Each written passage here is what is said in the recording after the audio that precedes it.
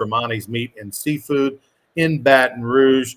Go ahead and please let some folks get on here, like and share this video, like and share it like we're doing. This morning on Sports Shorts, we're going to get into talking about obviously the NCAA tournament is underway.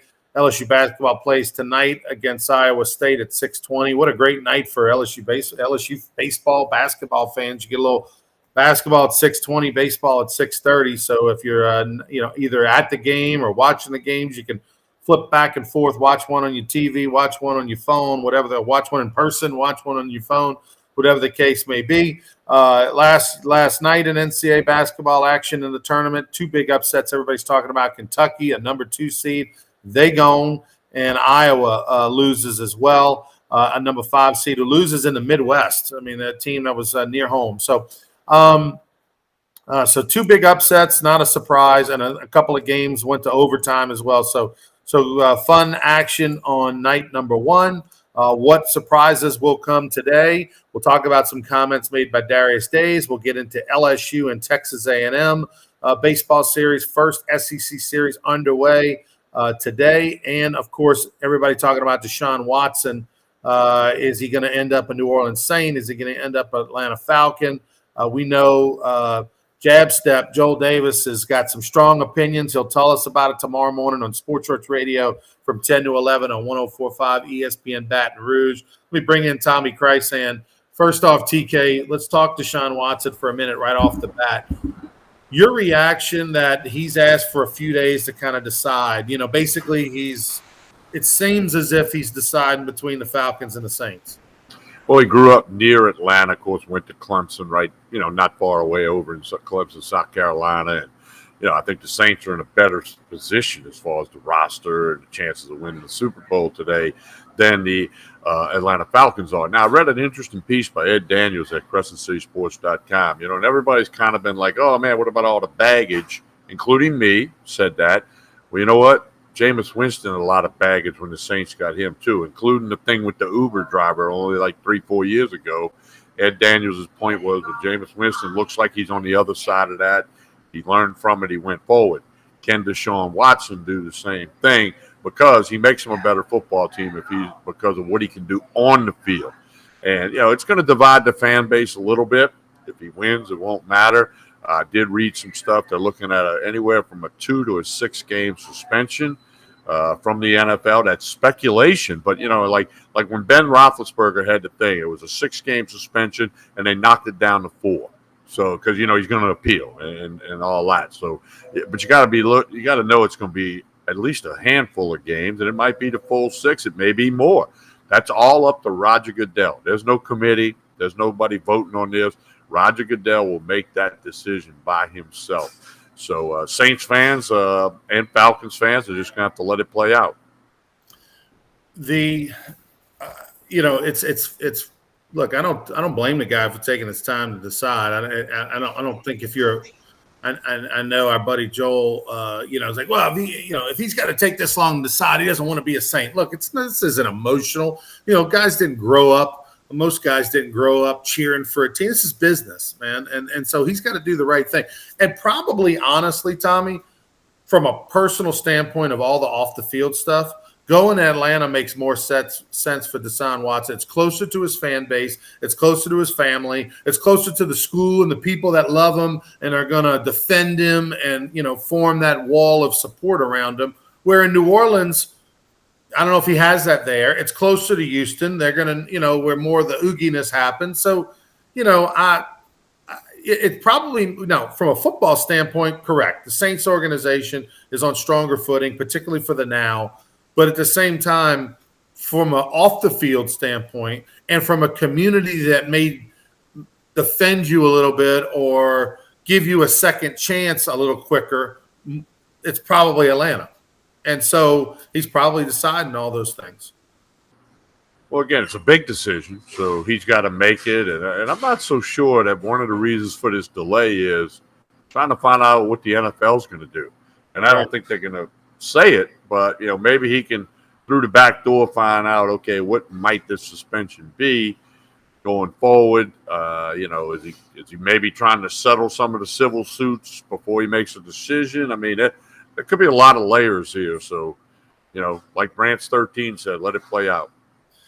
All right, so let's talk a minute. Deshaun Watson, we'll find out the fate. I know it's funny on social media. Everybody now has strong opinions. A lot of people some either in super support of Jameis Winston, or some people saying, hey, he's not the guy. If you don't get Deshaun Watson, if you're the New Orleans Saints, Tommy, and you don't get a guy who is arguably a top 10 quarterback in the league, maybe even better than that, where do you go? I don't know. I've read a lot of things. Everybody's got a Twitter account, can go ahead and speculate that Jimmy Garoppolo will come here, or Jameis Winston will go to the Colts, and now Baker Mayfield basically said goodbye to Cleveland, and then Deshaun Watson said he wasn't going there, so that caused an issue. So there's lots of stuff flying around. I don't know how much of it's true. Probably most of it's not. It's just wild and crazy. But, the Saints are a good football team. The defense is solid, and they got a lot of talent on the team. Kamara's going to have some kind of suspension. If your quarterback has some kind of suspension, thank goodness for 17 games. You could maybe still find a way to win the NFC South going forward. I mean, that's what it's all about, because if you win the NFC South, you're going to be in the playoffs, and that's the goal, obviously. Today over at LeBear's Casino inside the Stadium Sports Bar and Grill, folks, yesterday was packed. People watching college basketball games are going to be doing that the same. And, of course, tonight it's going to be off the hook. Get there early, 6:20 LSU, and baseball at 6:30, all of it inside LeBear's. And, of course, you could go right there to the sports book and place a wager. So this is the days that they built these things for. NCAA tournament action yesterday, Tommy. Did you fill out a bracket this year? Actually, I did not. It's probably the first year in forever. I had a couple people ask me to get in their little $10 pool, $20 pool, whatever. And I'm just trying to pick some winners. I missed on Arkansas last night. I was laying 4.5. They won by 4, so they didn't cover. But I think when you talk March Extra Madness yesterday, you start with Kentucky losing. I watched that game. Iowa losing. New Mexico State, took down UConn, 12-5 thing again. So, it was the madness you expect, the upsets, the buzzer beaters, the overtime games, and got a whole nother day of it today. Like you said, it's going to be nuts out at LeBear's, and check out meatandpotatoesusa.com. We had a couple of winners yesterday, and then I had a loser. So it was wild, right? It was fun. I mean, a lot of Twitter reaction, just saying, hey, college baseball, it's awesome. I mean, college basketball, this is awesome. What a day yesterday. Going to be another day like that today. So, man, it was just unbelievable. LSU Hoops, at the press conference, Darius Days was the most vocal. He talked about, a dark cloud around the program, and there's always been that way, and it's sort of us against the world. And, he when he was practicing the other day, he gave a shout-out to Will Wade, when Jacques Doucet was filming practice. Naturally, Will Wade's been very complimentary of Days throughout his career, particularly this year. And there's a genuine love between the two of them whenever you play for a coach for that amount of time. And they kind of are both going out together, right, so to speak. But your reaction to what he said, is there some validity to it? And will it help this team if it's the us against the world kind of approach? Yeah, I think it's going to help. I mean, these guys are so athletic. They can play basketball. They can run the floor, play on both ends. I was having trouble getting a feel for the game up until yesterday, last night, and I'll have a pic posted at meatandpotatoesusa.com on that game if you want to think what I finally decided. But I think it can only help LSU. Interesting, Ronnie, in the last 6 trips to the NCAA tournament, LSU's had 6 different coaches. Think about that. I mean, I don't know. That's got to be a record. I mean, I don't know how somebody could look that up, but that's in fact what it has been. And I don't know much about Kevin Nickelberry, the new coach. I've read a few things. I looked at his resume, but I got to believe he's been around enough to know, hey, he's going to call them guys together and say, hey, go play basketball. Have some fun. When they tip this thing off, do everything you can for 40 minutes, try to win the game. Relax. There's no pressure here. Go get it done. 4-point favorite over an Iowa State team that sometimes struggles to score. Maybe that LSU defense can muffle them. and then maybe the Tigers get a win. But Iowa State, on the other hand, is thinking, hey, they don't have their coach. Maybe we can outsmart them a little bit because I think LSU is more athletic. Let's just, the one thing that you don't have to worry about in this matchup is LSU's not going to do like Kentucky and maybe overlook its opponent. That's for sure. And I think, and I don't know that I changed my opinion. I said this earlier in the week, and probably everything I've read and seen and heard makes me seem like this is the case. And that is that I do think that they will play better game one than game two. I do think they will win today. I think for a one game, us against the world kind of laser focus this week, they can block out the noise for a game. I just don't know if they can do it for multiple games. We don't know what the dynamic is of the coaching staff now, what it's like. Is there discipline? Is it loose? Is it they don't have, what kind of respect and fear to a certain extent, a healthy fear do they have of the current staff?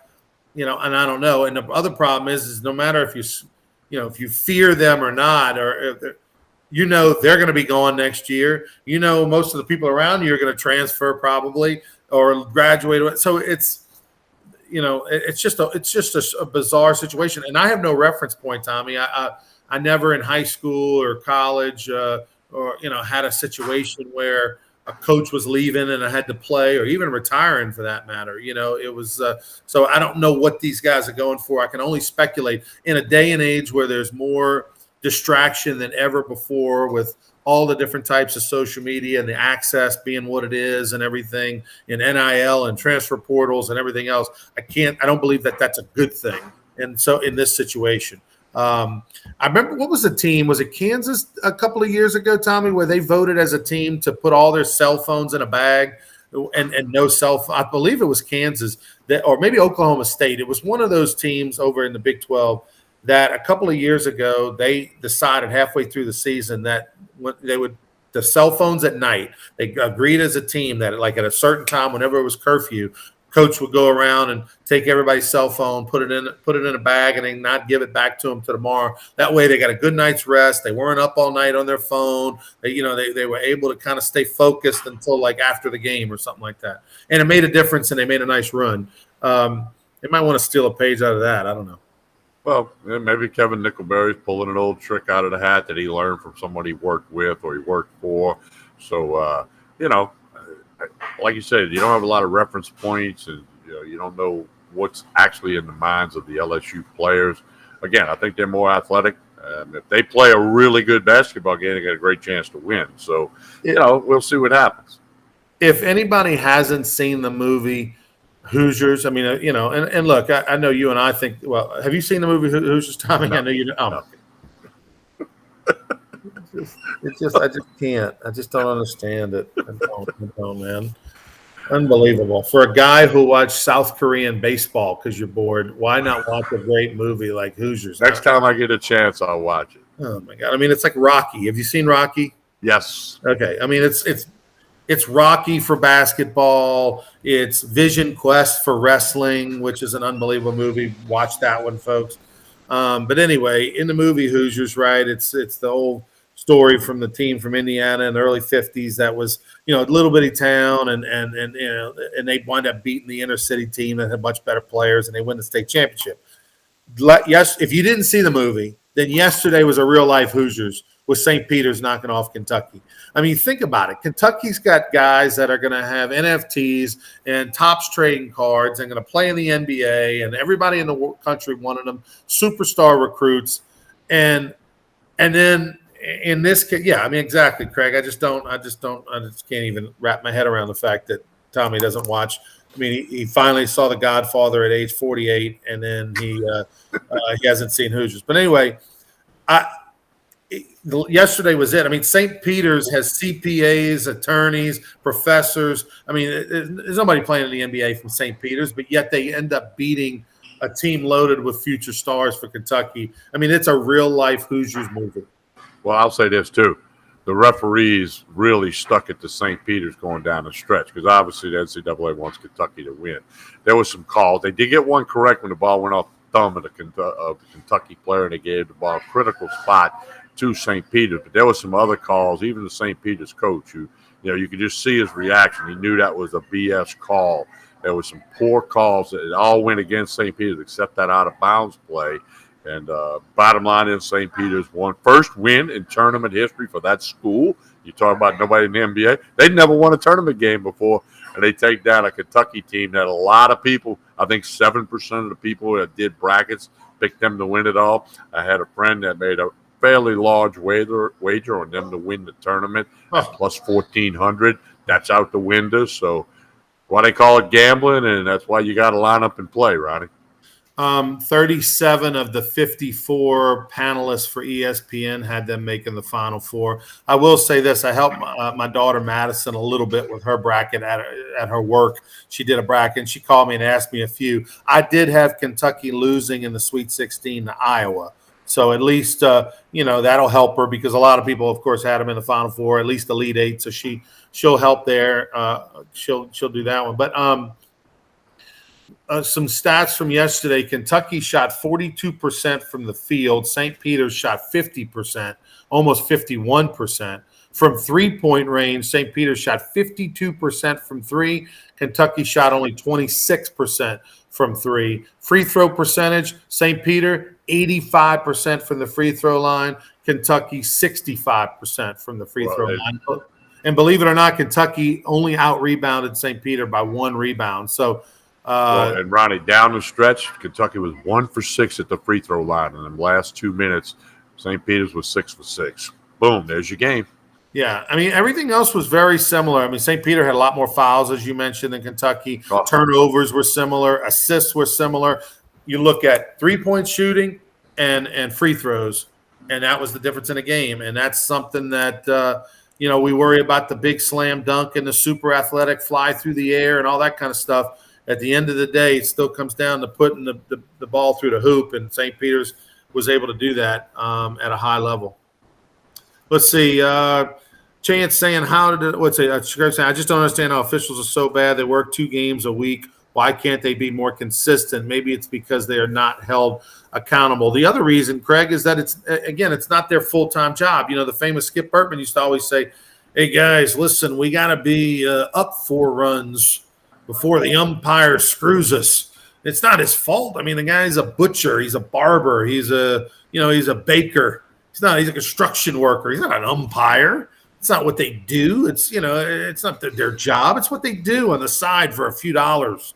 And so, you can't blame these guys. Unfortunately, that's the same thing with college officials. Even though they make a lot more money than they used to, these guys have real jobs, and there's not training academies, and there's not Zoom calls once a month with a head official breaking down their analysis. There should be, but they don't do that.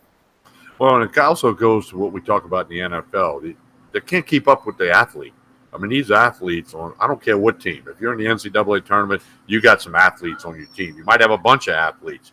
And some of these, insurance salesmen and construction workers, they can't run up and down the floor like a 19-year-old finely tuned athlete.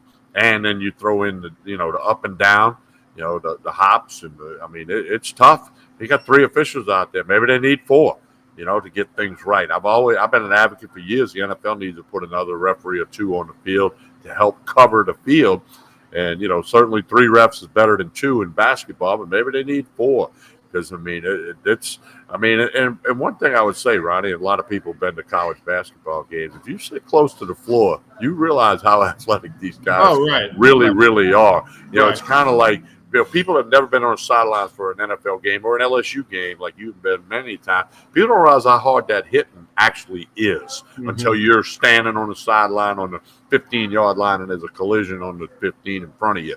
Same thing with college basketball and, of course, the NBA, who are even greater athletes. But college basketball is a very athletic and a very physical sport. Right. And that's tough on the referees to handle that. And you just got to hope replay helps because it helps correct some of their mistakes, but not all of them. There was another upset. Obviously, the Richmond Spiders beat Iowa yesterday. Iowa actually led by 1 with about 15 and a half to play. That was the last time they had the lead. I mean, Richmond after that controlled the basketball game, held off Iowa. And that was, of course, another upset. I mean, anybody that's named Spiders, it's amazing every single time they win. I don't know how anybody would pick that nickname. A couple little stats from that just to show you about the obvious one. Iowa only shot 36% for the game. Richmond didn't tear it up, but 36 isn't going to get you a win. They shot 20% from three-point shooting. They shot 75% from the free throw line, but they only got there twice. Richmond shot 87% from the free throw line and got there 16 times, which was 4 more than Iowa. Other than that, assists and rebounds and all that were pretty similar. But just poor shooting by Iowa, which hopefully Iowa State does the same thing tonight. LSU a 4-point favorite over Iowa State. Iowa State, doesn't score the basketball very well. They've lost 3 in a row. This is a situation where it would be shocking if LSU didn't win. What does Meat and Potatoes USA got for us today? We're going to have several picks, Stephen Miller and myself, meatandpotatoesusa.com. Everything will be posted as soon as the picks are made, but it's going to be some evening games. So around lunchtime, check out meatandpotatoesusa.com. LSU baseball. Let's talk baseball for a minute. The Tigers taking on Texas A&M. They start SEC weekend. Of course, the big story, Blake Money. We don't know anything new about Blake Money. We know that he wore a brace over the weekend, like if you have carpal tunnel at work. We know that he had tape on his wrists, as if, that athletic tape, that trainer tape that you wear on your wrist on Tuesday. I can't imagine he's going to throw and start and all that this weekend. If that would be stunned, shocked, and amazed. It'd be like a Willis Reed moment. The other thing is that the storyline is Texas A&M coming in. Let me tell you a little bit about Texas A&M. The Aggies this is a good matchup for LSU because they're not healthy. They're not playing their best ball. So if LSU can kind of, get through the first weekend at home and hopefully win 2 out of 3, this is a good opponent to have. Nolan Cain is the assistant coach for Texas A&M. Of course, he played and coached at LSU for a long time. And so a really neat for him and his family to be here, and that's the storyline. And I hope folks give him a warm welcome in that first inning when he runs over there to third base. But he was telling me that they don't have they're without their starting third baseman and shortstop. So their whole left side is out for a few weeks. Shortstop's got the Josh Smith injury. Remember, he had the little stress fracture of the back. That's going to keep him out weeks, if not the rest of the year. Third baseman has something else that's going to keep him out a number of weeks. So that's the offense, defense, big miss for them. They like their pitching staff. They got their second baseman kind of moved over and is playing shortstop. So they're a little discombobulated. They're on the road for their first series. And his scouting report of LSU is that obviously they can really swing it. This was an interesting thing that he told me, and I didn't know this because I haven't really studied up too much yet on the rest of the SEC.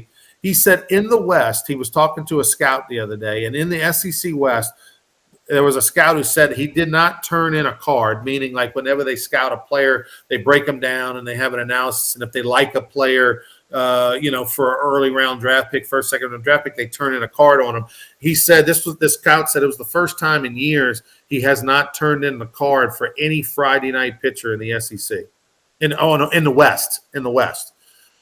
He said it's the Friday night starter in the West in the SEC West are down this year. They're very young, inexperienced, or hurt, or whatever the case may be. He said probably the best high upside guy is the Diamond kid for Ole Miss, who's the Friday night starter. Problem with him, he may be more of a reliever because when he gets to about the 4th, 5th inning, the 90-95 becomes 85-90. And so that's good news for LSU, who's struggling to find their starting rotation and doesn't have a clear ace, particularly with Money banged up, because it seems as if it's going to be a very offensive-minded season in the West, high scoring, and that bodes well for LSU. So that was good news. That sounds like, you're not necessarily going to have a lot of 2-1, 3-2 games on Friday night like you had in the past. Yeah, that's an interesting information, and that's amazing. That the quality of the teams in the SEC West, and you don't have a lockdown Friday night guy, starting with LSU and then obviously A&M. And, I don't know, what does LSU do? They go Ty Floyd tonight, Hilliard tomorrow, and Johnny Holstaff Sunday? I don't know. We'll just have to Jay Johnson's very close to the vest on all this stuff. Didn't put out even TBD on the report yesterday. No, TBA didn't even get listed this week. He must be in the doghouse. TBA's in the doghouse. That's it. So hey, I'm looking forward to seeing the lineup. I mean, we pretty much know what the rest of the lineup's going to look like, but I'm curious to see how they're going to handle the pitching. And Ronnie is going to go back to what we've heard Jay Johnson say countless times. We're going to use as many guys as we have to get 27 outs. I'll tell you this: the situation that LSU finds themselves in is all hands on deck. I thought there was a rule, and I guess there isn't, Tommy. I thought there was a rule that by the SEC, that when you got to SEC play, that you had to announce your starting rotation for the weekend, and you could only have one TBA. Like, I thought that was like a rule, but if it is a rule, nobody's enforcing it, and or maybe that was just a gentleman's agreement rule all these years. But I know other coaches in the league thought that was a rule as well, that you had to, once you got to SEC play, announce who's in the starting rotation. You could only have one player listed as TBA. But clearly that's not the case. I mean, yesterday in the press release from Bill Franques, they literally did not mention starting pitchers for either team. And that's never been done before. I've never seen that done before. I'm going to try to find out if that's a rule or a gentleman's agreement. Obviously, I don't think it's a rule, but if it is, then a lot of schools are breaking it. But wait a second. Craig just telling us that TBA entered the transfer portal just now. So TBA is listed in the transfer portal, got into an argument at practice, and he's now entered the transfer portal. That's funny stuff. Looking forward to this weekend, man. So much going on. LSU baseball, basketball. We got the women, and they shouldn't have any trouble with Jackson State in the PMAC Saturday night. But folks should go. It's kind of as a reward for the great year that they've had. They should go and support. The big game, of course, will be Monday night.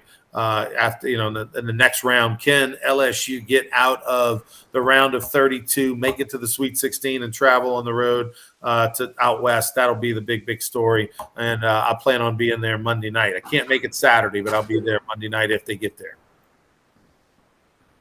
I'm gonna try to get to the baseball game on Sunday. Supposed to be beautiful weather, 2:00 start. I kind of got a plan on that one on Sunday.